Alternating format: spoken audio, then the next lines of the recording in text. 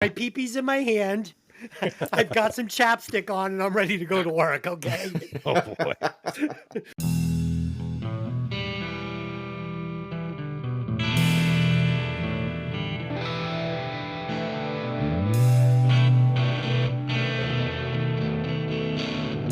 Welcome to the podcast.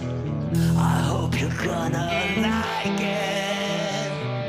I can't break this album down all alone. My co-hosts are creepy. Ed, Dave, and Fee. They're gonna break this album down to the bone. Welcome to my nightmare.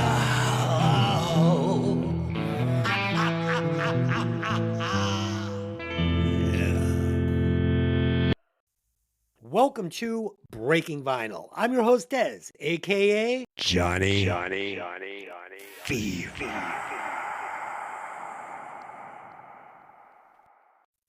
As always, I'm joined by my three co-hosts. First up, the podcaster coming through in high fidelity. Evil Ed. Des, you're horrible. Thank you. And the podcaster playing the deep cuts. Dangerous Dave. Hello, everybody. And last but not least, the podcaster with a degree in rock and roll and a personality bigger than the Eiffel Tower. Eganstein.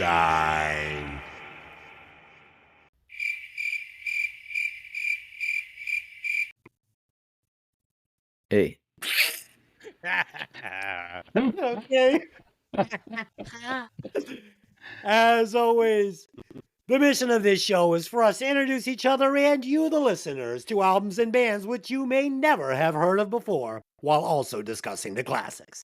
And on occasion, we will all hug and sing Kumbaya like today. So sit back and enjoy the show. Tonight, we will be discussing Welcome to My Nightmare, the debut solo album from the great Alice Cooper. Produced by Bob Ezrin, released on February 28th, 1975 by Atlantic Records, US, and Anchor Records, Europe. I hope that wasn't confusing. The album peaked at the number 5 spot on the Billboard 200. All right, I don't want to get too professional on you guys, so I'm going to leave that with no edit. The band's lineup was as follows. On lead vocals, Alice Cooper. On electric and acoustic guitars. Those pesky English words. Oh. Fucking A. Dick Talking Wagner. is hard. Talking is hard. On electric and acoustic guitars, Steve Deacon Hunter. On bass, Parakash John. On drums, Penty Whitty Glenn.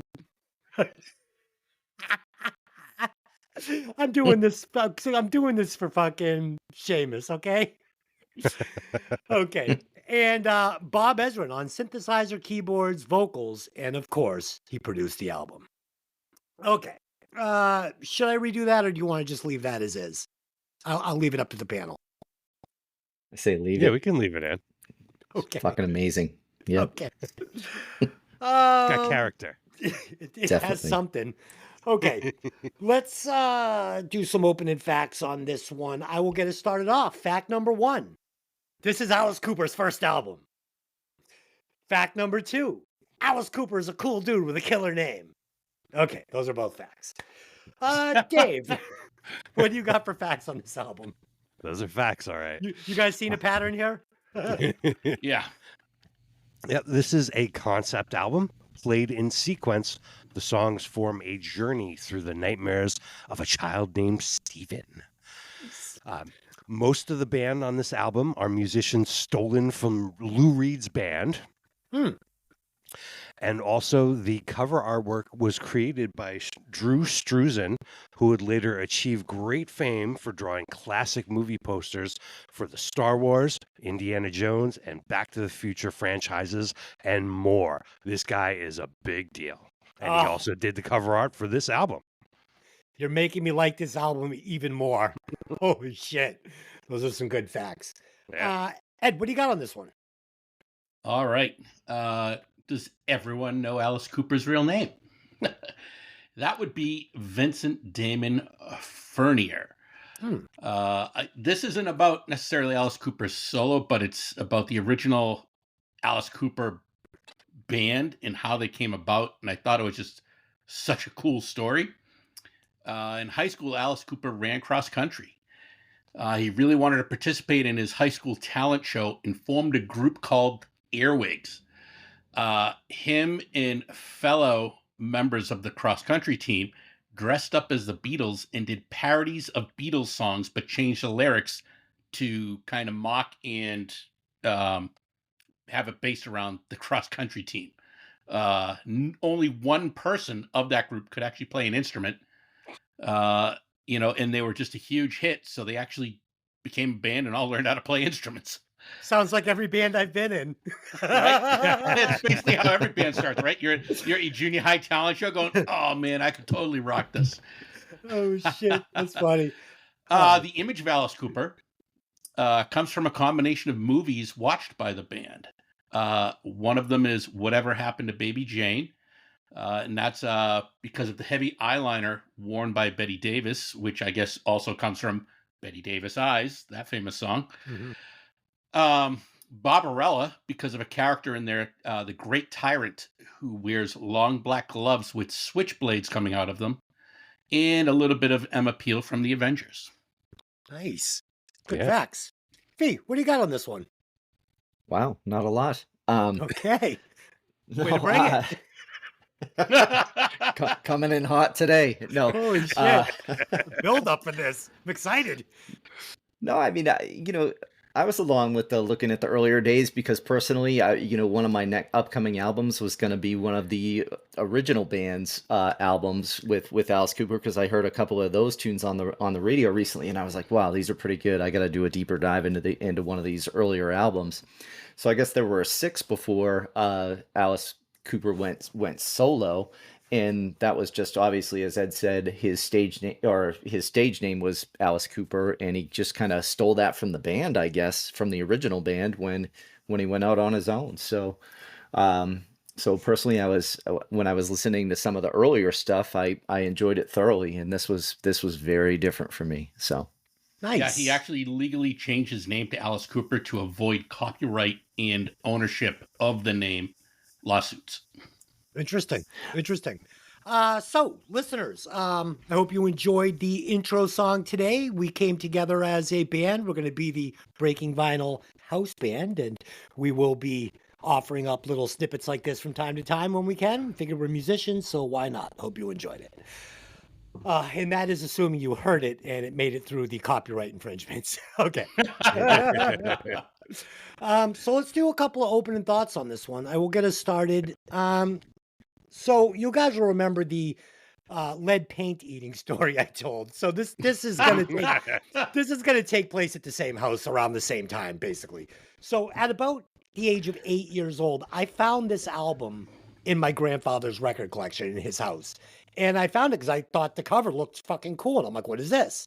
So me and my uncle, we played it. And we played it, and we played it, and we played it, and I fucking loved it. It's amazing. So I'm going to try to review this objectively, but it's going to be difficult because this one is very nostalgic for me. You know, it's a little slice of my life. It's like a little soundtrack from that time of my life, and it's some of the first real rock and roll that I sank my teeth into as a very, very young metalhead, I guess you want to say. So there you go. Dave, have you heard it before, back to back, cover to cover, before preparing for the podcast? I have many, many times. Mhm. I actually had one more fact. The album inspired Alice Cooper, The Nightmare TV special, a Nice. worldwide concert tour in 1975, and a concert film in 1976. But as a kid, of course, of a certain age, I saw Alice Cooper on The Muppet Show in 1978. Oh, Yep.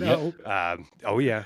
Later on in the 80s, was familiar with his then current songs and, started to dip back into his classic material. Later on, while building my collection of his music, I got this one and I fell in love with it. Also reportedly one of Slash's favorite albums as well. So good. So good. Yeah. I mean, Muscle of Love, I've covered that several times. Great song. So all good All stuff. the stuff is good. It is. Ed, have you heard it cover to cover before preparing for the podcast today? Once, and I'm kind of embarrassed by that because the first time I heard it, actually the only time I heard it before we did it on this podcast, was about 2 years ago when we were on vacation with friends, and it was playing in the background while we were playing drinking games, and I'm like, who is this? Because like I figured it was Alice Cooper because of his voice, but I'm like, the songs, I was just like, these are fucking unbelievable. And that's when they said, oh yeah, dude, it's this album, you have to get it. And I'm like, okay, I need something to write this down, but I was so drunk I forgot to write it down. So I never downloaded it, and I finally downloaded it going, oh yes, it's as good as I remember. It wasn't just the alcohol. Holy shit. Okay. Awesome. Yeah. When this was suggested, man, I was so excited. Feet, have you ever heard this album cover to cover before preparing for the podcast? Turn on your microphone. I have not heard this before, and I really haven't heard any Alice Cooper albums cover to cover before this week. So I was kind of excited about it because, like I was saying earlier, I heard a couple of tunes, listening to satellite radio, and I was like, man, this guy's pretty fucking good. I gotta start checking out these. So I was looking forward to recommending the Killer album with like Be My Lover and I'm 18 and a couple of those tracks. That's a great one. Yeah. That I thought were really good. So we're gonna have to put that off for another time, But I remember as a kid, one of my uncles, I lived with my grandparents growing up, and one of my uncles had the From the Inside album cover, and it's just like that close up on his face, and it's the trifold that comes out where it's the inside is an insane asylum or whatever, and I was just creeped out by it because I was a young kid, I was like 8 years old or something, looking at this album cover going, this guy's fucking crazy. So and that's really my experience as a child with Alice Cooper. Nice. All right.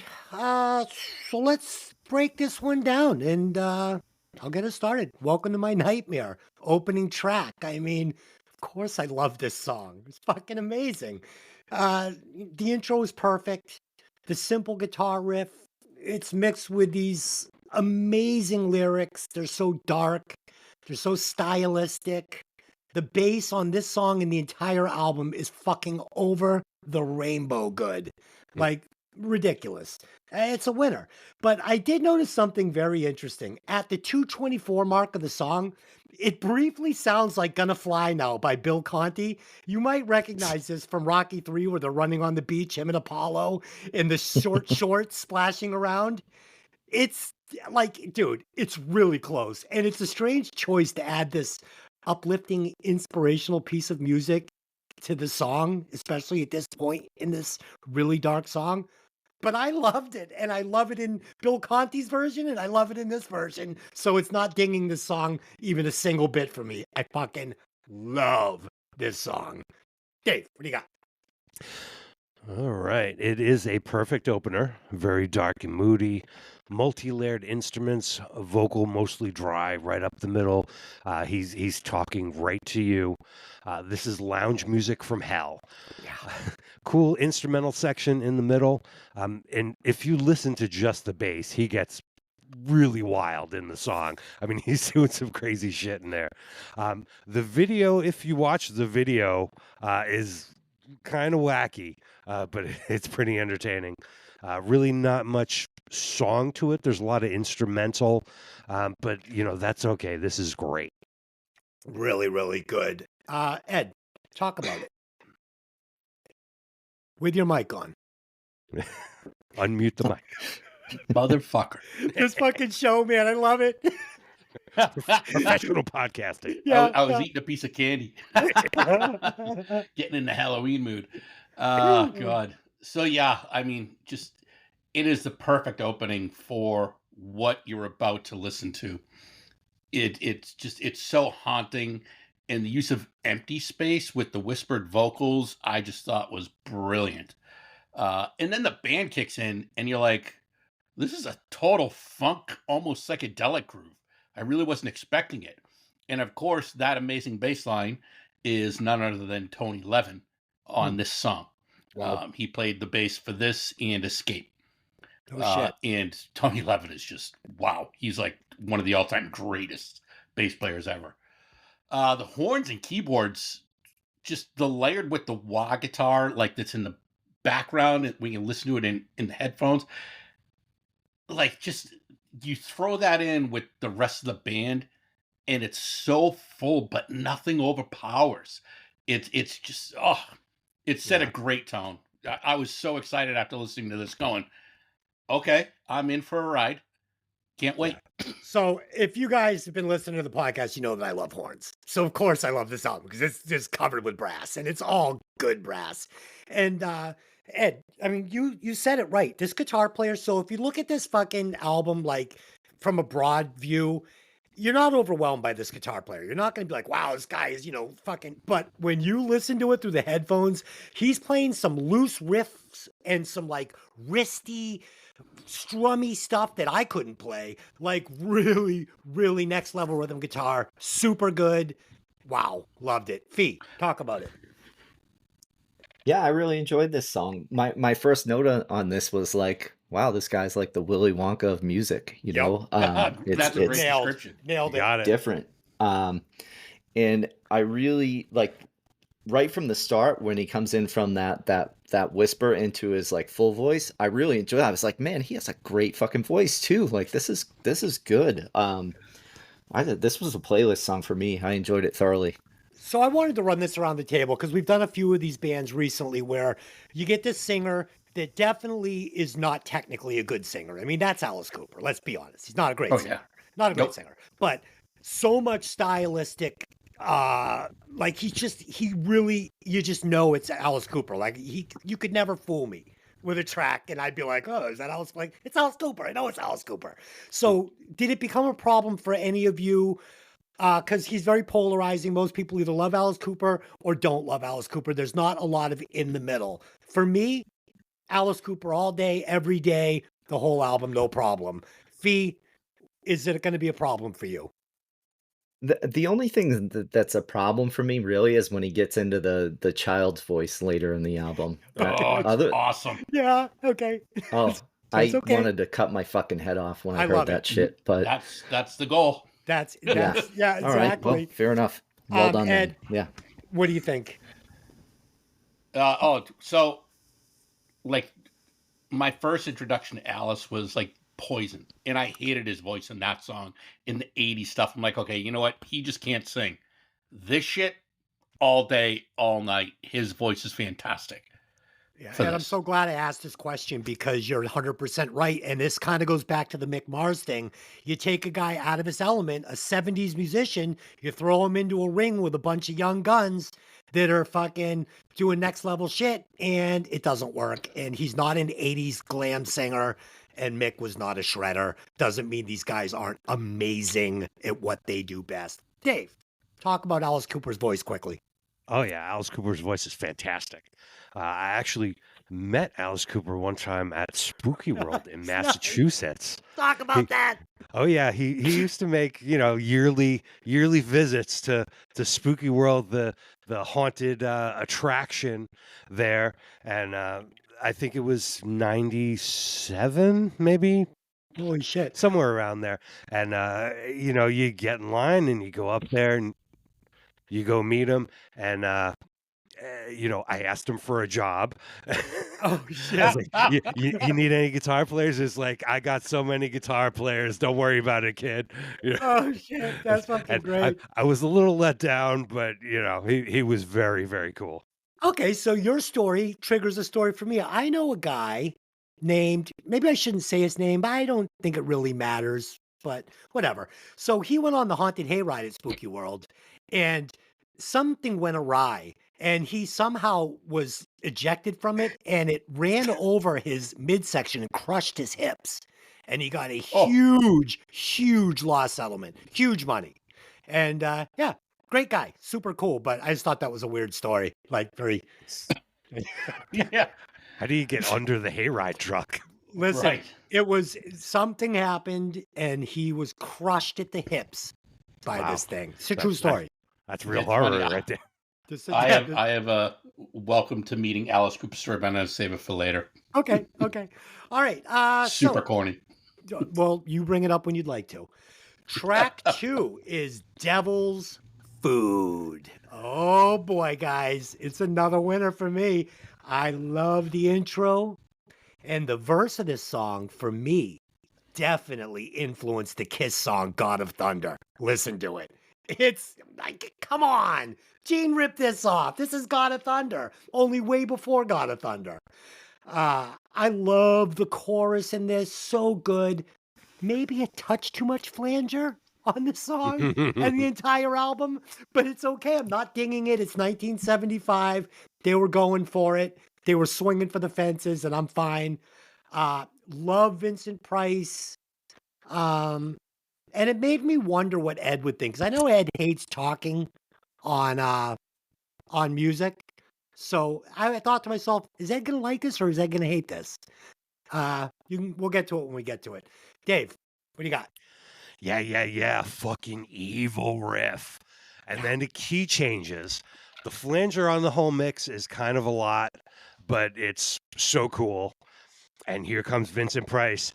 The famed horror film star provides a monologue in the song as a character known as the Curator. Ooh, I love it. Music fades down, and he tells you all about the Black Widow coming up in the next song. Oh, it's so I fucking love good. Vincent Price. He's my favorite.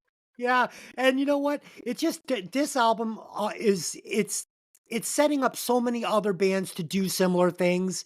It's an iconic album that was breaking ground, and people would return to this for influences all over the place. You can see this all over rock and roll going forward. Ed, what do you think? Yeah, so literally the first thing I wrote was, what the fuck? I don't know how to describe this song.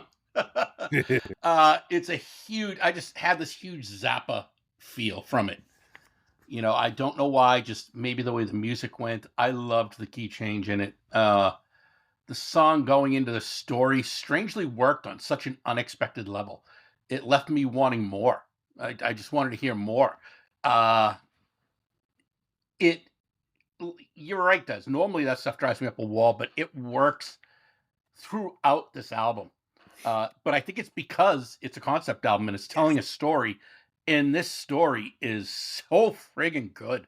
I almost like listening to when I got done with the album. I had to take a second, and I'm like, I feel like I just watched like a horror movie, you know, like something brand new that just came out. Even though I've heard it before, I'm just like, I got that vibe. Like so much in horror was based off this. But also did anyone pick up it almost sounds like a mistake in the panning. When Vincent Price starts, he's in the right, and then 3 or 4 words in, he's in both, and then the whole way out, he's in stereo. Yeah, I didn't notice it, but it drove me nuts. But but yeah, Vincent Price's voice, you can't go wrong with it. Every time he talks, it's a win. Yeah, Ed, it is like literally listening to an audiobook set to music. I mean, it's such a cohesive story they tell. It's not like some of these concept albums that start getting wishy-washy and it drags and you get lost. Like, this thing is tight as a fucking drum, man. Yep. Oh, it's good. Fee, talk about it. Are you guys fucking serious? Yeah. Oh, yeah. Wow. Okay. I love this song until he starts talking. and then I felt like he was reading a fucking pamphlet on spiders. And I'm like, Des is gonna need a dictionary to fucking look half this shit up. Like, this is just fucking ridiculous. Okay, wait, no. I have a spider phobia, which is true. So I know all about it. Go ahead. Okay. But I really do. I love the song until that point, and then I felt it just kind of dragged on a little too long, and it got a little sloppy into the transition to the next track for me. But maybe I was just kind of annoyed because I felt he was talking too long. I just felt like it went on way too long. Like it was definitely mastered more for me with the Vincent Price thing when Michael Jackson did it with him, in like 1984 or whatever. Yeah. Yep. That it was just that right amount of, and then it fed back into the song. Right. I was waiting for it to feed back into that killer track, and Yeah. it does it does it didn't. for like And that- half a second. Right, Okay. you know what I Very mean? end. Like it didn't, and so for me it was okay because I liked the song so much until that point. Yeah. That this They would have could been a shortened playlist it. for me It's if it definitely on the yeah. longer side. I would agree with you there.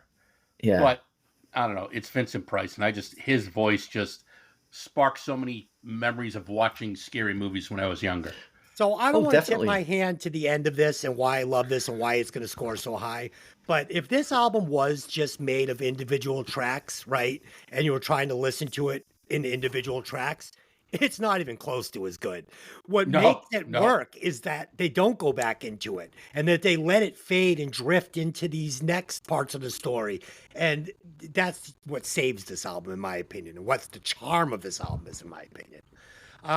Okay. Yeah, so so before I built the upstairs addition in my condo and moved up here to get away from my wife In your Harry Potter room. in my Harry Potter room, so I had eventually got bunk beds for our bedroom downstairs because I couldn't sleep with her anymore because there was just too much like blanket fighting and like snoring and like toenails on the leg and the whole 9 yards. So while she was at work one day, I bought bunk beds and she went nuts. She came like, "You're fucking insane." I got rid of the bed, put the bunk beds up. So I have these. So I'll have these dreams where I'll wake up and think I see a spider coming down from the ceiling. It happens all the time. It's weird. So one night I'm up there and I see this spider. And I jump out of bed and like down off the bunk bed. She's like, what? The lights are on. I'm like, it's a fucking spider.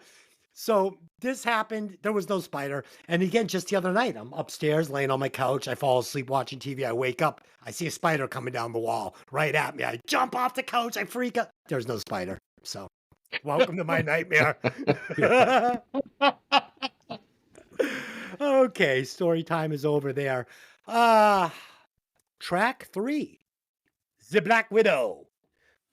Okay, let me take this one. So Black Widow, this guitar riff, this is what you call a blueprint for so many rock guitar songs and guitar players to follow. Like I've heard this riff in a million songs since that. You know what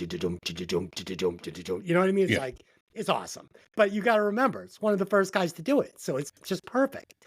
The dark vocals, the dark lyrics. And again, like what I was talking about earlier, it's Alice Cooper. I mean, either you're going to love this or you're not. It's one or the other. They're stylistic. They're not over the top technical, but nobody else could pull this song off the way he does. And I just love it. So, Dave, what do you got? All right. When you got the bunk beds, did you tell your wife you try to sell it that there was so much more room for activities? No. So Okay. what happened was so she hated it at first. So after like 2 or 3 nights and we're both sleeping much better, she was like, never again. And then I moved upstairs and she got her big bed and I got my bed upstairs. And now I'm not even like, if I just go in her bedroom, she's like, "What do you want?" And I'm like, "Well, I just came into, So yeah, now if I ever even suggested that we sleep in the same bed, not to mention room together, off the table. So unless you're through sleeping with your wife, don't do it because she'll sleep without you one night and it's over. You're never getting back in the big bed. Dave, go ahead. Sorry. All right. So back to the Black Widow. This song starts with almost a chant or incantation and then a killer riff. These two songs, Black Widow and Devil's Food, back to back, are worth the price of admission alone. Woo! I find it curious. Vincent Price referred to the Black Widow as a she, but it is referred to a he in the song. I wonder if there's anything to that or if it's just an oopsie. It was the 70s and we were on a lot of drugs. Usually not a fan of bringing in the kid choir in songs, but it's kind of weird and creepy here. 3/4 of the way through, we start a new instrumental section that is awesome and wrap up the song. Dave, so I've only heard the kid background vocals on a few tracks and I fucking love them all, okay? We're going to get him in Pink Floyd. Yes, please. We're going to get him in, not to tip the hat, but today's bonus track. Yes, please. We're going to get him right here. Yes, please. I hate kids, which is why I never had any. But fuck if I don't like them in a good backing track. Give me a little boys choir any day of the week. Fuck yeah. Right. Okay, then. Oh, Ed, go That ahead. sounds a little creepy, does. I know. Yeah. Go ahead. So I agree with you, Dave. It's creepy is the right word, and that's like I couldn't even break down the song because I was like, this is so perfectly creepy and crawly for me. The story continues, and I loved it. I wasn't expecting the song to go the way it does, and just the whole music. It's a fantastic soundtrack to the story being told. I just literally that's all I wrote for this. So I'm like, I don't know how to describe it other than these two songs work really well together. You know, Yeah. This whole album works well together. It does. It does. Yeah, we're 3 tracks in so far. I've loved every song as much as the last, every single one. And Ed, wouldn't you agree that this album is super grown up feeling when you listen to the music? Oh, like, yeah. this is not something that just 4 rockers could put together. This is No. a fucking rock opera. It is. It's so constructed. Yeah. I'm curious if he wrote the story and then they put the music behind the story. Unbelievable question. I have to know the answer because it sounds like it was written as a story first. Yeah, it It's- really does. I mean, the lyrics are so good in every song, and I'm not a lyric person at But all. the complexity and the depth of the music, like there must be fucking like on some of these songs, there's got to be like 25 tracks, 30 tracks, 40 tracks. And this is in what 75. So I mean, Yes. Jesus, that means Yeah. you're recording and then you're bouncing to one track, then you're recording the remainder, bouncing it down to another track, and to keep going and just layer it. Oh, And the complexity of some of these arrangements is just like mind blowing. This is like Yeah. it's like symphony stuff, like the way Yeah. you might arrange a fucking song Yeah. with an orchestra. Just amazing. Fee, Yeah. go ahead. I don't even know what to fucking say. Fee is lost. Fee is lost. He's like, I don't understand this album like you guys do. Why are you all blowing each other in the corner? Right. Art for He's art's like- sake. yeah, I want to jump off a building. Yeah. No, not jump off a building. Like, I mean, I get it to a point. I get it's a concept album, and I'm not really like I don't know. I'm not a big fucking artsy person or anything like that, you know. Hold on. Hold on. Oh shit! Here What? we go. Ahead, tell us. You like jam bands. How do you not like artsy? I wouldn't consider jam bands like Artsy? Art It's for literally, art's sake. okay, dude, we're going to play this, and then you solo for the next 20 minutes. Don't make me change my album pick for next week, Ed. Don't make me do it. And I've been looking forward to this pick all week. So Hold your thought on that one. But no, I mean, like, just okay for me. I don't know. Like, I'm not feeling the story. I'm not like, this isn't a fucking novel that I'm getting into at all. Musically, it's just okay for me. Like, I'm not super high. I'm not super low. Just okay. I honestly feel So- like this is the kind of album you have to listen to a few times before you start getting it. Yeah. Before you start Okay. getting it. So let me throw it around the room real quick. 2 concept albums, yes or no? Pink Floyd, The Wall, yes or no?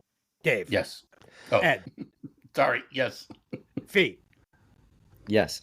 Okay. So I everybody answered for likes Dave. I didn't hear you say Dave before I answered. it. Okay. So everybody likes it. And I would say Operation Mindcrime. Dave. Operation Mindcrime. Ugh. Okay. Ed.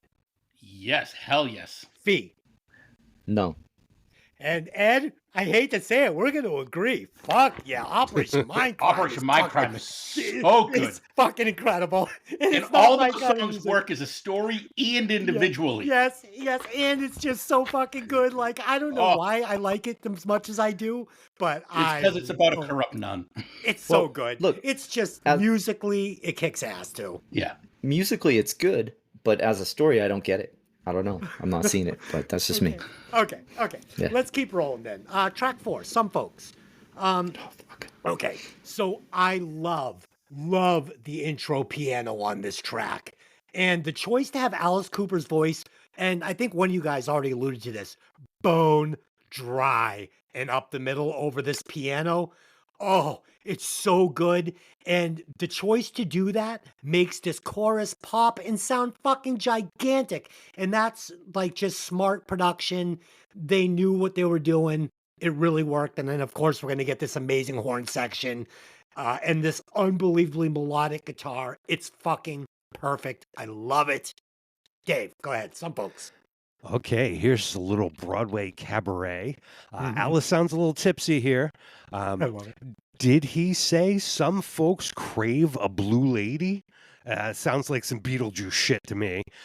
That's a maybe- dead woman, Dave. That's a May- dead woman. Well, that was my next comment. Maybe he's foreshadowing a few songs ahead. Yes. Great guitar harmonies in the background. Awesome chorus. I will forgive the baby and save me rhyme. It's just so good. We got to let that one go. We start rocking, then pull back to the original feel. I love it.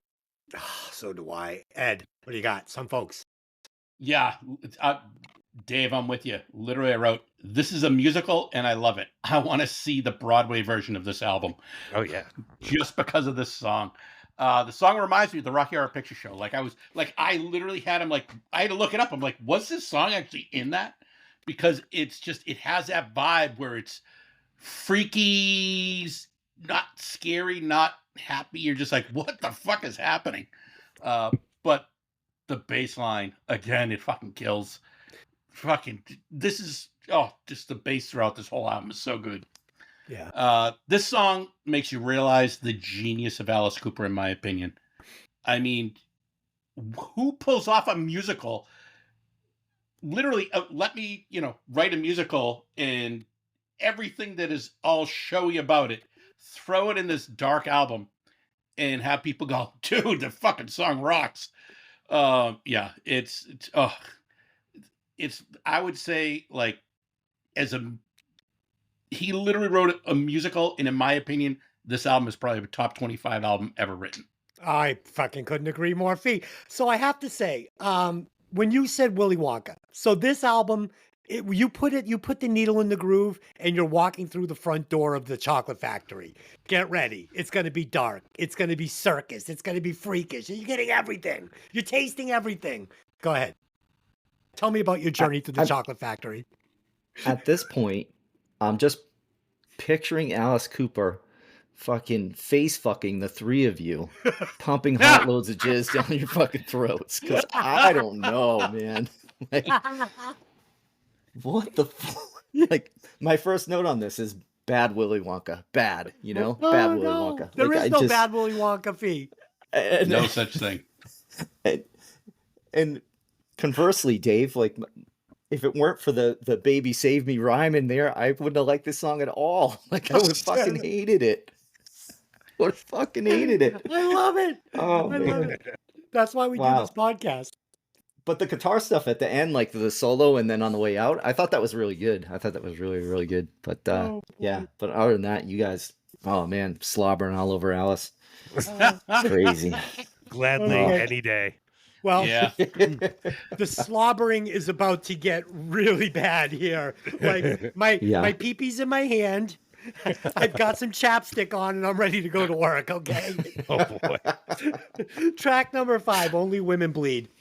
In my opinion, this is the best vocal Alice Cooper has ever recorded. This is Alice Cooper, the top of the mountain for Alice Cooper. He could never sing better than this. It's amazing. This is one of my 2 favorite Alice Cooper songs of all times. They both appear on this album.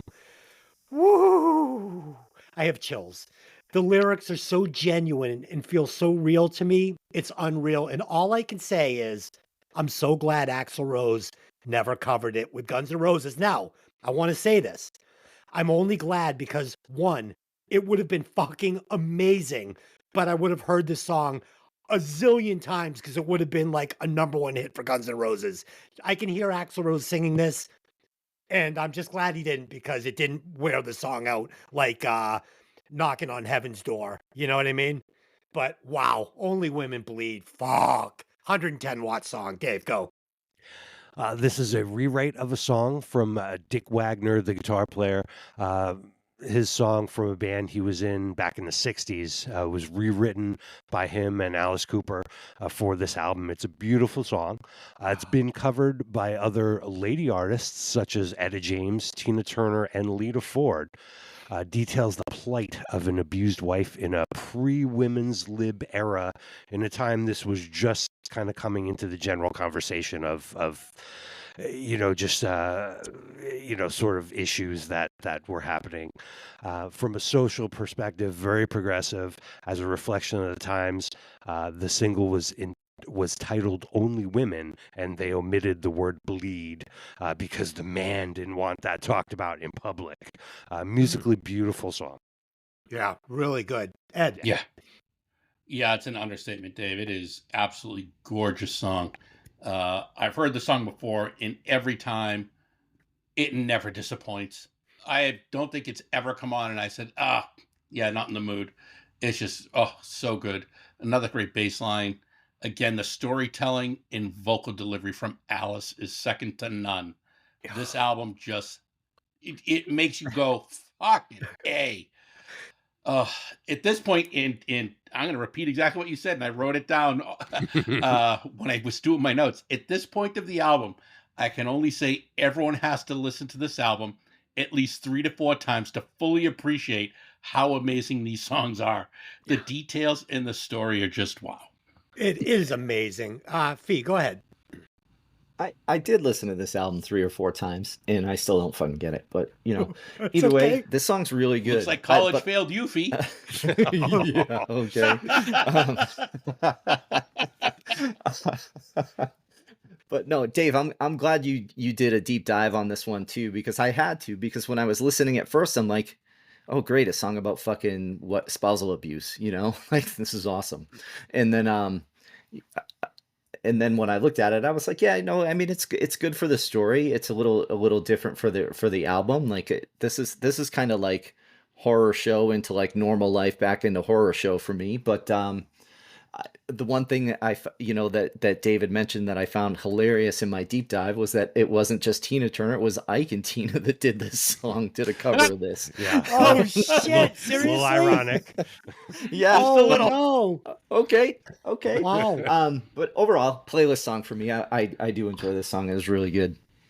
Fucking Ike looking over. You better not miss a note, woman. That's right, bitch. Oh shit. Wow. I'll show you bleed. Yeah.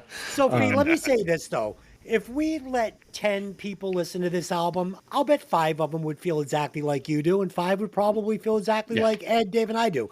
This is definitely not for everybody. So, and all concept albums, that's the same thing. Like, there's some people just don't want to listen to them, just don't get it. Okay, track 6, and I want to just point out, we're going into track 6, and I have yet to hit a speed bump on this album, where usually we're like, now it's skid time, 3 songs. Be back after this commercial interruption. Track 6, Department of Youth. So this tune is so wonderfully 70s. I fucking love this song. It reminds me of that movie Over the Edge. I don't know if you guys have ever seen it with Matt Dillon.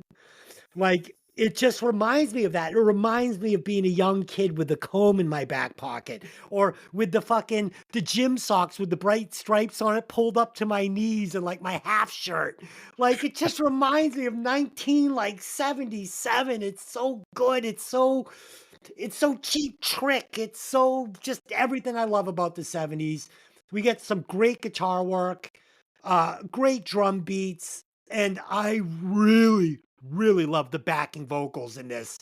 It's a killer song. Killer. Dave, what do you got?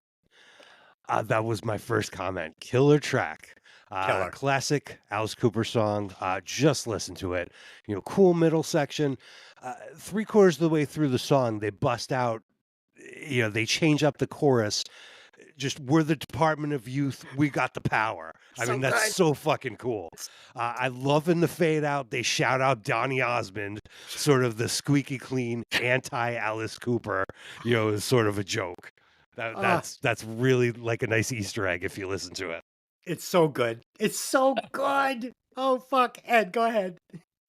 Yeah, so when I listen to this song, instantly the music, the vocal melody, the lyrics, I think they all just I had this Beatle vibe, almost like it should have been on the Yellow Submarine, Oh, you dude, know. I wrote that down too, and I wrote that on a couple of songs. 100%. You nailed And it. I'm like, wow, this is really cool, almost like The Wall, which obviously both concept type things. So I'm like, oh, now it's all like pulling together at this point Yeah. in the album for me. And I'm like, oh God, it's such a good song. The changes in it all are fantastic.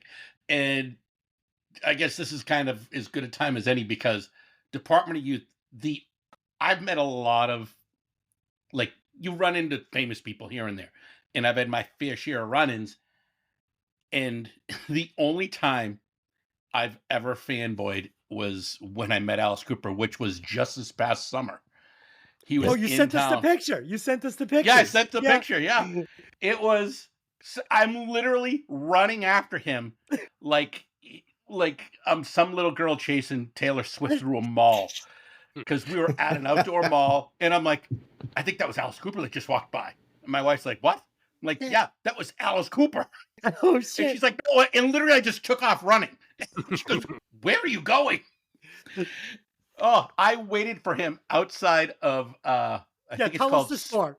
Tell us the I store. think it's called oh my god, I think it's called Spooky Bunny. It was Spooky Rabbit, something like that. No, but he was carrying some weird like fucking bags that he Oh was yeah, shopping at like Aldo or yeah. It was yeah. It's a big outdoor mall on the Rhode Island Massachusetts line, and he was there with his wife, and well, I'm assuming she was his wife.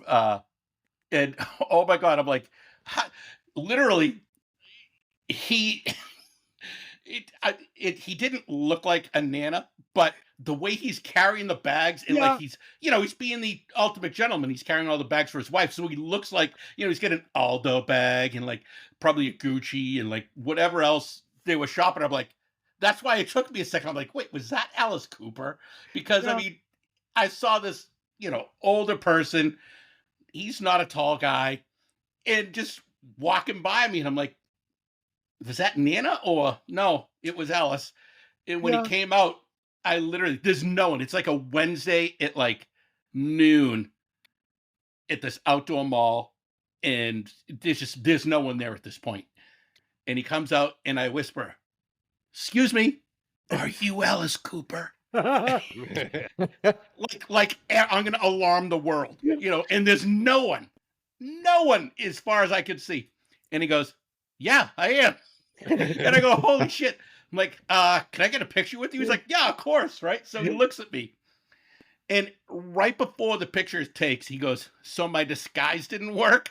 His disguise was sunglasses and his hair tucked up in a baseball cap. And I look him square in the face. I go, "Dude, you're fucking Alice Cooper." And then we both just started laughing. Oh my god, he was the most genuine, kind person I've probably ever met. And I've always had this fantasy to play golf with him because he's such a great golfer. I would pay anything to golf with that guy. Holy shit. But what a cool dude. When you sent me the picture, I think I said back like, ouch, Alice Cooper Yeah. holding an Aldo bag. Yeah, holding an Aldo bag, yeah.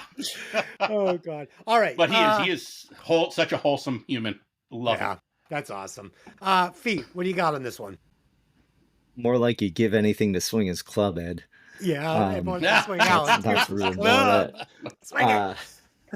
No, it's a good song. It's okay. It's not quite a playlist for me, but I just I hate the fucking kid chorus. I can't stand it. It drives me nuts. It drives me nuts with Pink Floyd. It drives me nuts with that. Like I picture like, and maybe I'm just because I don't understand the whole album, but I'm picturing this as like teenagers and not, teenagers into like 20 somethings and not like children, and then I hear the children singing and I'm like, oh, well, you fucking wrecked it for me. So, yeah. So I'm guessing that we're not going to get a super high score on the bonus track for you. Don't give it away. Don't give it away. Don't give it away. Okay. So track 7, Cold Ethel. So this is my second of my 2 favorite Alice Cooper songs. of all times. And I'm not going to tell you which one I like better until the end of the album, but this is the second of two. Oh, wow. What can I say? Again, weenies in my hand, goosebumps. Holy shit. Uh, the music track has it all for me. The guitar riffs, the bass, the drums, the beats, the cowbell, and of course, the perfect lyrics to tell a perfect story. Oh my, I fucking love this song. Love this song. Not very technical, but I love the song. Dave, go. Yeah, kind of the same boat for me. Incredible rocker, cool guitar and cowbell. It is my favorite song about necrophilia. Yes. Ed, go ahead. That is a very specific favorite song, Dave. Yeah. Yeah, I mean, God, the guitar riff in the music throughout the song is just so good. The flow is excellent. Lyrics, again, next level with the storytelling. Uh, I need to be honest, the female moans during this song gave me a little bit of a tingle in my pants. Normally, I wouldn't like how many times the song rhythm changes, but the band always circles back to the main groove. And for some reason, throughout the whole album, it works for me. Because it changes for the song, and it's not for a showboat part. So it's just like, okay, the song moves here, now it's here, now it's here, now it's here. And it just, for some reason, they all work for me. I don't know. Great song. Yeah. Fee, what do you got? You know, what the fuck, man? The I feel first like time I Fee's hear like this on a song, little I'm like, float behind the boat, like we're dragging him along, and he's like, guys, slow down. Help. my favorite song about fucking a corpse. Great. Okay. My note on this, like the first time I heard it, I'm like, is he talking about fucking a dead chick? Oh, yeah. Is that what he's talking about right now? Yeah. And then I go home and I like play it and I put on the lyric with it. I'm like, oh my god, he's talking about fucking necrophilia. Okay. Yeah. Unfortunately, this is still a really good song. Yeah. God damn it. It is. I hate that I like this song, but I do.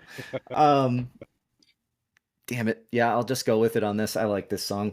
All right. Yeah, I'm upping it a point right now because I really do like this song the more I think about it. Wait. So, again, you didn't mention you're having trouble with this, but they don't get the Kiss exception. I mean, they do because I just made a playlist. So yep, Kiss Right, pass right here. Yep. but you're so gung ho with Kiss being degenerate perverts, and with necrophilia and Alice Cooper, who he's all about that genre. You're like, well, eh. I like that he keeps her in the fridge, too, so he can go back for seconds. Oh, sorry. Minus a point. Never mind. We're going back to 7. All right. Yep. All right. Okay. Just okay. Yep. You talked me out of it. Damn it. You had me on the line and you talked me out of it.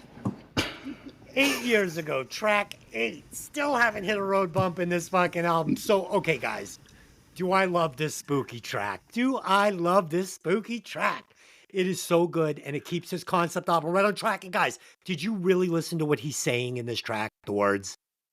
Holy shit, is it fucking the crimson dots that lead to the knife, and just it's so good. It's so good. Dave, talk about it. Well, here we enter into the suite of the nightmare. The lyric, all my toys are broken and so am I inside mama. Incredibly disturbing, haunted carnival keyboard solo and random sounds happening throughout. I love it. Yeah. Oh, it's so good. It's so good. Yeah, I confused the lyrics here with the song coming up, but it's just an extension from the one coming up. It's all together. Yeah, it's all together. It's so good. Ed, go ahead. Yeah, if the opening to this song doesn't give you nightmares, then you might be a serial killer. Yeah. I mean, Jesus Christ, mission accomplished. I heard that and I'm like, nope. Yeah. Nope. No way. Again, Ed, kind of Beatles, right? Kind of got that Beatley sound, like totally. picture yourself in a right? Exactly. Okay. Yeah. Okay. Yeah, it's got that harpsichord going or Oh, whatever they're playing. okay. Yeah. Okay.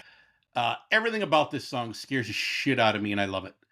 I literally jumped out of my seat near the end of the song when the deep male voice comes in, pan to the left side. So good. Like you listen to the little kid, and all of a sudden it's like, hey, and you're like, what the fuck? Holy shit. So good. Oh, I literally had goosebumps by the end of the song. I loved it. It was so good. So did I. So did I. Fee, dude, I did not see this album going this way. I didn't. I thought it was going to be like maybe me and Dave might be sort of on the same page. But oh my God, Fee, go ahead. I got nothing to say on this, honestly.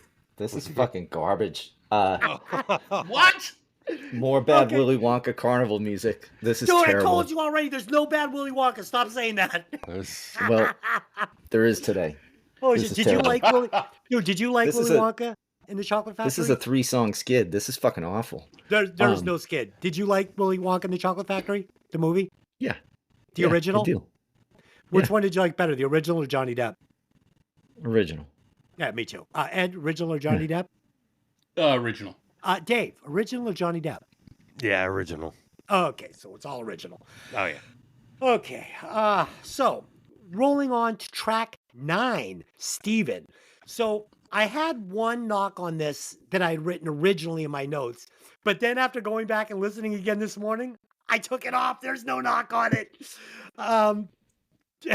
So the opening piano part on this track. Okay, so originally I'd written my only knock on this track. It is maybe it's just a touch too long, right? But then I went back and I said to myself, they kept almost every song on this album under 3.5 minutes. It moves really quickly. So for them to put a 4.5 minute song on it towards the end, I'm fine. No problem. Especially on a concept album. So this opening piano part is like something out of the fucking movie Halloween. I was like, oh, Halloween yeah. totally ripped it off. Dude, it's so good. Everything ripped this fucking album off. That's why it's such an important album. The chorus, so dramatic. I love the song. And this is a rock opera. It's so well arranged and so complicated and deep and full of shit to listen to all day, every day. Dave, go ahead. Yes, I agree. Kind of heavy song, fantastic. For some reason, this hits me very hard emotionally. Joe. To get kind of real here. I've lost some people close to me, and this has been kind of the soundtrack for that. Remember specifically those times thinking about this song, and so it's kind of for me very emotionally heavy. But yeah, it's very, very cool. Yeah, Dave, this song gives me the feels too. Gives me Yeah. the fucking dark feels. Ooh, Ed, go ahead. Yep. Yeah, I mean, I'm the same way. Des, my first note. It's obvious the piano from the Halloween movie was heavily influenced by this opening piano part. Oh, yeah. Chills, absolute chills.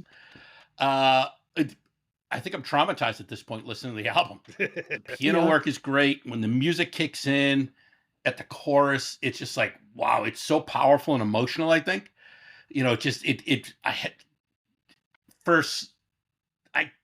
For something that just Steven, like that called Steven, I'm like, oh, I'm not gonna like this. And I fucking love it. I love it. And then weirdly, I'm listening to it and I'm like, is that a kazoo in the background? Because I'm hearing this weird thing that sounds like a kazoo, and I'm like, it is awesome, and I don't know why. It just Yeah. works. Dude, and that's what I'm saying. Like, it's like a toolbox, and like you want to dig, you'll find every socket. There's a 10 millimeter, a 6 millimeter, a 4 Yeah. millimeter. It's all in there. It's all in there. Whatever Oh, you need. Yeah. Yeah, whatever you need. Look at Fee. Look at Fee, everybody. Go ahead, Fee. Tell us. Go. Yeah. Go. Fee wants to go on a rampage right now against us. I do.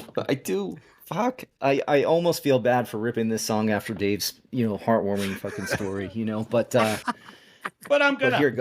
here goes. But I'm gonna do it anyway. Like Alice Cooper, I want to officially change my fucking name now, because if I never hear my fucking real name again, it will be too soon. Ah, For you guys that don't know, my real name is Steven. I fucking hate this song. The kid voice, the whole thing. I started hitting next by the end of the week on this. I can't stand this song God, I love this at song. all. Terrible.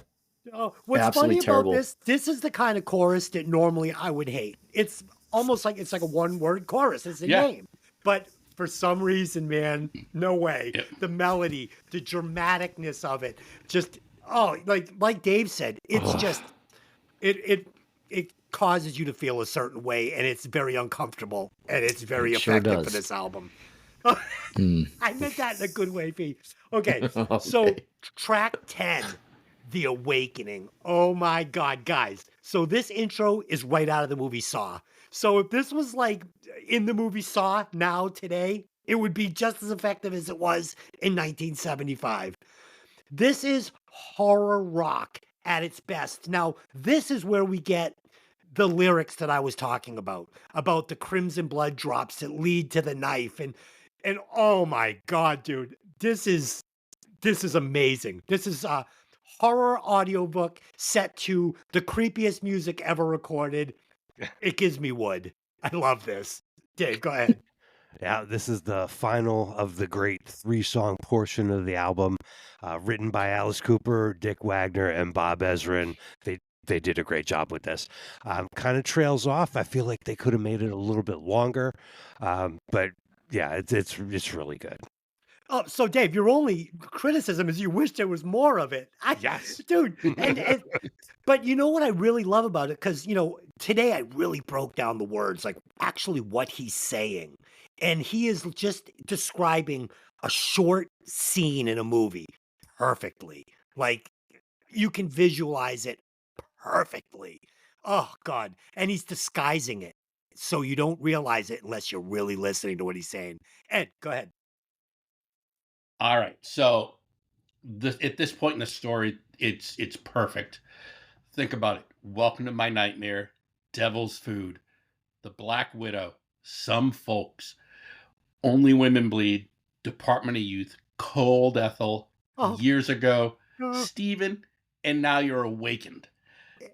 I don't know how It's- Alice manages to keep me interested in the haunting sounds and story to this point, but I am speechless and listening with bated breath. I Bated. mean, great fucking story. Oh God, Love it. it's so I love it. Pete, go ahead. Tell us why you love it. I'll just be quiet then. I don't even know, and I'll have to listen to this again because at this point I think I'm just aggravated at the last song enough. And my only note on this is more spousal abuse, great. And then I don't know. Again, your selective morals. Okay. Yep. So anybody that listens to the movie podcast knows that I hate horror movies, and I really specifically hate slasher movies. I don't like human on human violence. It's just something that rubs me the wrong way, and I usually have no tolerance for it all. So that just should go even further with how great this album is. It's oh shit. Okay. Track 11, the final track. I still have not hit a speed bump in here. We always say, oh, what a mistake having this be the final song on the album. Nope. You were about to fucking give me like wishing my mouth out and cleansing my palate. This is what I expect when I listen to an Alice Cooper song. This is an Alice Cooper song. It's so fucking good. It has great vocal melodies that I find extremely catchy. I love the different loose guitar riffs, especially on the left side during the chorus. This is where we're going to get one of these really wristy, strummy, like really hard to play 70s rhythm riffs that I respect because I can't play them because my strumming hand is not where it should be for as long as I've been playing guitar, which makes me always appreciate it. It's just a fun cruising song, and it's a perfect ending to an album that was as dark as it is. It ends on an up note. I loved it. Dave, go ahead. Yeah, I had the same note about perfectly brings us out of the nightmare as sort of a palate cleanser. The original version of this was recorded by a band called Hollywood Stars for a shelved 1974 studio album called Shine Like a Radio. Was finally released in 2013. I actually listened to that. It's not as good as this, but it's pretty cool. It was written by Kim Fowley of Runaway Runaways fame, and I think maybe one other person, and then they sort of rewrote it a little bit for this album, and changed the lyrics around a little bit, but kept the guitar riff and the chorus. It's a great song. I love it. It's so good. Fuck. Ed, go ahead. Oh boy, yeah. I think this song needs more cowbell because there is a cowbell in it, and I couldn't get enough of it. Yeah. Great groove and melody. Wrap it up with such an wrap it up with such a great upbeat song. The song closes the story. It just closes the whole door on the story, and I loved it. I'm kind of exhausted and kind of have all sorts of endorphins flowing. I actually needed a moment to kind of process everything I just took in about this story and kind of get my bearings. So I just want to give it a big standing ovation. Oh, and I enjoyed this. And then this final track, it's like if you've been hotboxing in a car for an hour, and it's like you roll the windows down and you're going 80 and the air's coming in, and oh, it's so good. It's so good. B, go ahead. The more I listen to this song, the more I enjoyed it. It actually ends up being my second favorite track on the album, and it's kind of weird, Dave, that you were saying this was a cover in a way, or like a rework of something else, because I kind of felt like is this the story of Alice Cooper or something like that? I don't know. Like I thought the song was really fucking good. I enjoyed it thoroughly. Yeah, they did a good job picking this from however they found it, and sort of melding it into into this album. Yeah, That's awesome. That's awesome. definitely. So last night we were out having dinner at this like Italian restaurant by my house, and the waitress, there was this waitress there. She was so hot. She was so hot. So I looked over at my wife and I go, I think she's fucking checking me out. I go, I think we got something like going, some sexual tension. She goes, you are so fucking old. She wouldn't look at you and fucking you were like covered in fucking gold. She's like, fuck you. She wasn't looking at me. She wasn't. But whatever. Okay. It's nice to dream, Des. It's nice to dream. Yeah. Okay. And now it is time to release The bonus track.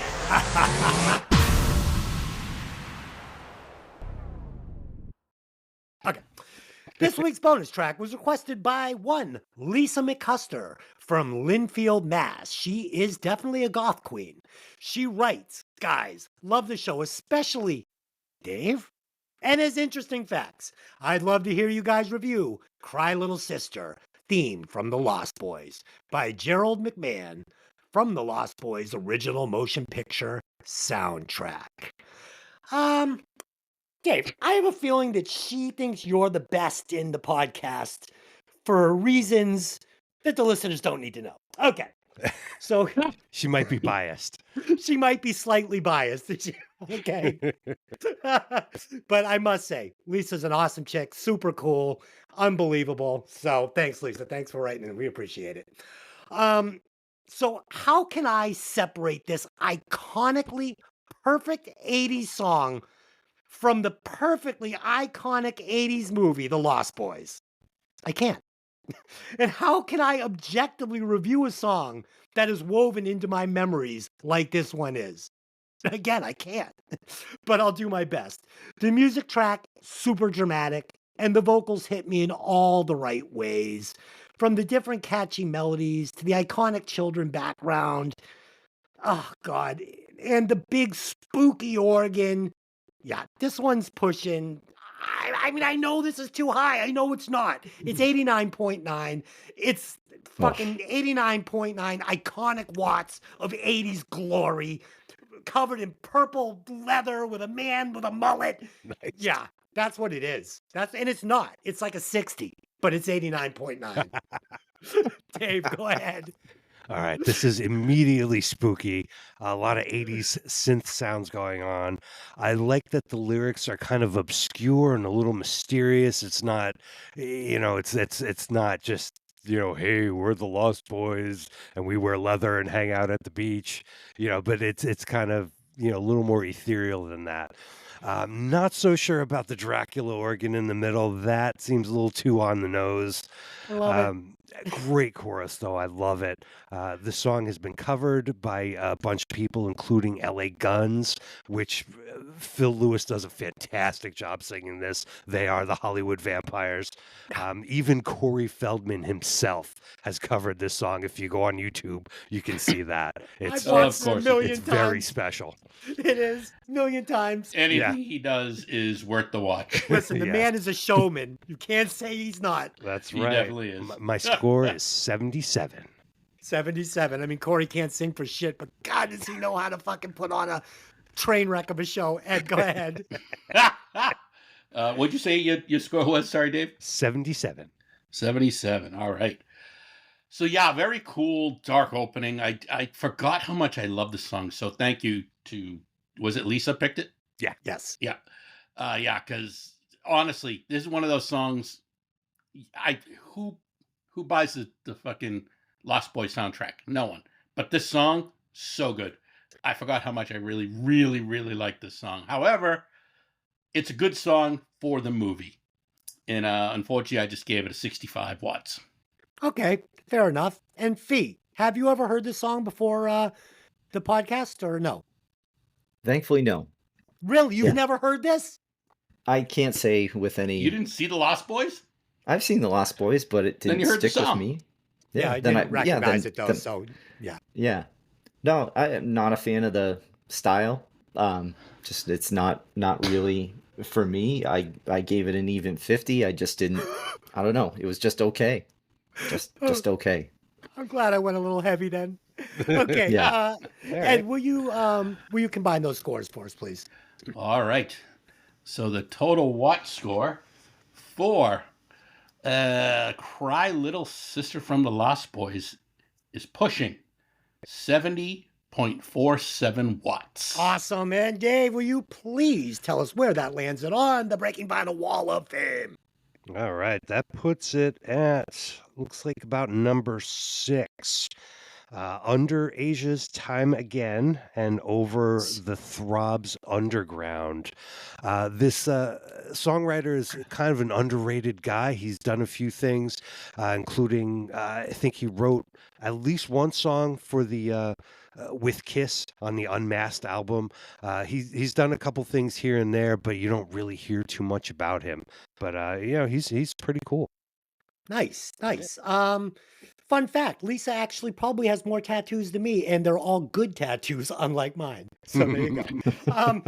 How can it be under Asia? Come on, guys. Because We that make the Asia rules. song Can is we do 1,000 something about that? times better than this. What? That Asia song's 1,000 times better than this. Okay. So here we go. Let's get to favorite songs. My favorite song on Welcome to My Nightmare is Only Women Bleed. The song I would cut, and only because I have to choose one to cut, and I really don't want to, and I don't want it to reflect my opinion of this song, would be Steven. But I don't want to cut it, and I love it. Dave, go ahead. All right, my favorite track.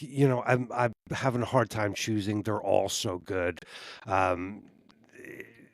Devil's Food, Black Widow, Department of Youth, Escape. Cold Ethel's an undeniable rocker, so I guess I'll go with that. But they're all great. I would cut. I don't want to cut anything. They're all amazing. Maybe The Awakening, just because it's kind of short. If I can cheat a little bit, maybe they could attack that onto the end of Steven. Yeah, And we'll just cheat that way. sure. Yeah, I'm with you on everything you just said. I mean, Cold Ethel was my B. It was very hard to choose between the two. Yeah. Ed, go.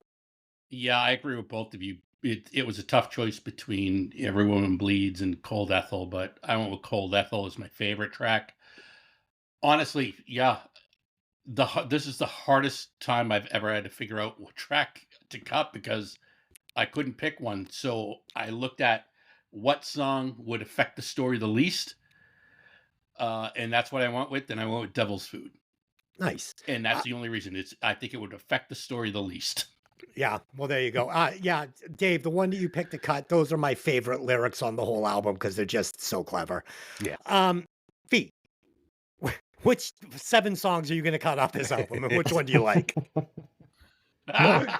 This was a tough one for me too, because like I said, I really liked Escape. I really liked Only Women Bleed. Like those were good songs. But in the end, I went with Welcome to My Nightmare because it kind of reminded me a little bit of a song by The Doors that I like, The Soft Parade. Like I really Mm. like that Oh, by The cool. Doors, and it kind of reminded me of that a little bit. So we'll go with that. Cut Steven, like that. Oh, oh, Okay. cut. Oh, The just look of disgust on your face is so good. Okay. terrible. Yeah. Let's do some band members, get them in and out. I would remove Dick Wagner on guitar, and I would replace him with one Mick Mars. Very dark, moody '70s guitar player. Better rhythm player than a lead player. Definitely, I think he could handle this, and I think that he would shine much brighter on this album than he did on any Motley Crue album. So that's my choice. I don't know if it's a good one, but I'll go with it. Would look great in the band. Dave, what do you got? All right, this is a killer band. Notably, Welcome to My Nightmare. We mentioned this before. Welcome to My Nightmare and Escape had a different bassist and drummer, Tony Levin and Johnny B.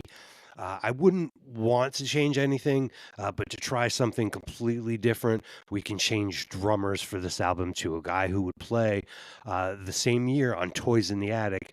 Throw in Joey Kramer, and you get Fuck maybe yeah. a little funk, Wow, yeah, that's a great. on Jeez. there. Yeah. You did hear the on this album, which you would hear later on an Aerosmith album. Yeah. Ed, go ahead. All right, so I would actually want more keyboards in this album. So for that reason, I would like to change out Bob Ezrin for Steve Winwood. Mm. I think he would add excellent keyboards to this whole album. I agree. I think a good studio musician in place of a producer on keyboards would be a step up. So, Yeah. agreed. Fee, what do you got? Des, I was surprised with your pick because I thought the guitar playing was pretty good on this album overall. Like, Amazing. I enjoyed it. Amazing. But I felt the drummer, like the drums were a little underwhelming to me throughout the album, and I felt that going with the whole concept thing that maybe Ringo Starr coming in and doing doing some stuff would be pretty good on this. I love Ringo. Yeah, Love him. nice pick. Yeah, I mean, real simple drummer, but fucking signature all day long. Yeah. Mm-hmm. Okay, let's do some quick final thoughts and some Watt scores. So, did this album have a bunch of #1 hits on it? Absolutely not. But did this album accomplish something that's very difficult to do? And that is to deliver a true concept album that doesn't get boring and start to drag out in spots. And it plays best when listened to as a single body of work, not individual tracks. I didn't want to cut a single track off this spooky album. So for me, based on its perfect classic '70s sound and amazing lyrics, this groundbreaking, trend-setting album is pushing 98.1 watts. It's a fucking gem. Whoa. I love this album. Oh my God. Yeah, that's what it is for me. I had 97.1, but I tacked one off. I tacked one on knowing that Fee was going to fucking butcher it like fucking murder. I'm not. It's 98.1 for me. I mean, it's almost the perfect album. It's the only album we've done so far that I legit was like, every song is fucking great. Oh yeah. So this album is amazing for me. You have both rockers and insightful emotional compositions, and you have Vincent Price. You can't go wrong. I'm giving it a 97. There you go. I had 97.1, so we're all on the same page. Ed, Yeah. go. All right. Yeah, this album is a mid-tempo masterpiece and one of the best concept albums ever written, in my opinion. It's probably also one of my top 10 bass albums that I'd listen to because just the bass lines, they're so fucking good in this album. In fact, most Alice Cooper tunes have these amazing bass lines. So, like you said, it's not like this was full of huge hits, and individually, like if I put this album on shuffle, I would not like it. No. Listening to it in order, it's just that good, and I gave it a 90.1 watts. I love it. Oh my It's so fucking fucking God. good. It's a gem. Fee, go ahead. Oh, Ooh, no pressure. No pressure. It's okay. Remember, half of our listenership is going to agree with you. So there you go. So surprisingly enough, I rated this above average because I do like a lot of the stuff, but some of this it just doesn't make sense to me. It just doesn't. I don't fucking get it. Alice Cooper's cock will not be entering these lips anytime soon, like the three of you. For you. So my final score, and this went up 2 points during our conversation. My final Okay. score went up 2 points. So my final Watt score is 62. Dude, that is, I think, very fair. Fair I think enough. that would be the national average on this album. Okay. Probably. So, Ed, will you please calculate those scores? Tell us how many watts Alice Cooper's Welcome to Your Nightmare is pushing. All right, so Alice Cooper's Welcome to My Nightmare is pushing a powerful 86.8 watts. And Oh. Dave, will you please crown this as the new #1 album on the Breaking Vinyl charts? All Not right. even close. It Are you is shitting not me? number one. It is no. our new number 3. Number 3. Yeah, just under Rats Out of the Cellar, who had 94.51, and just over David Bowie's Let's Dance with 84 points. Okay, so this is definitely not as good as Rat Out of the Cellar. So Rat belongs there. Rat is fucking. Well, listen, in everyone's defense, Dave was not part of the Rat Out of the Cellar, so there were only 3 scores for that, and they were all. You guys almost rated that 100, and I gave it an 87. Yeah, So I might have boosted Rat up a little bit, but yeah, Van Halen's still riding at number 1. yeah, Van Halen's riding As at it should. #1. Okay. Oh, Van Halen 1? Yeah? Yeah. Okay. Okay. as it should be. That song, other than Desi's favorite song, "Ice Cream Man," is probably the greatest. Yeah, fire. Fire, yeah. There's some problems on that album. Okay, so Fee, you have got next week's album choice. Please tell us and the listeners what album we will be listening to all week and reviewing next week. I was really torn on this, but I think I'm going to go with it. I brought it up last week. It's an album I haven't listened to in probably 20 years, and I want to see if it kind of holds up for me. Andy Taylor, Thunder. Andy Taylor, Nice. Thunder. Okay, so this Yep. is going to almost be a new listen for me, a fresh listen. I mean, yes, I've heard it, but I couldn't even name 2 tracks off this album for you. So I'm excited. This is going to be a fresh listen for me, almost like a virgin here. Yeah, I think I heard the hit song off that, and that's it. Yes, that's it. That's where I'm at, Ed. Hit song, and that's it. Okay, and what's the album called again, Fee, for the listeners? Thunder by Andy Thunder Taylor. by Andrew Taylor. Okay. All right, guys. So if you like movies, please go over to Hey, did you ever see that movie? Listen to our reviews. They're always a lot of fun. We're doing Ghostbusters tomorrow. That will wrap up the Halloween extravaganza. Guys, like always, thanks for joining me. Without you guys, the show is shit. Without the listeners, we're nothing. Thanks for stopping by and listening to the show. And give us some fucking more suggestions for the bonus track. I like when we're doing songs that you guys actually choose. It just makes it more fun having you guys involved. So until next time, take those albums out of the sleeve and let the music breathe. See you later. Happy Halloween. Yay!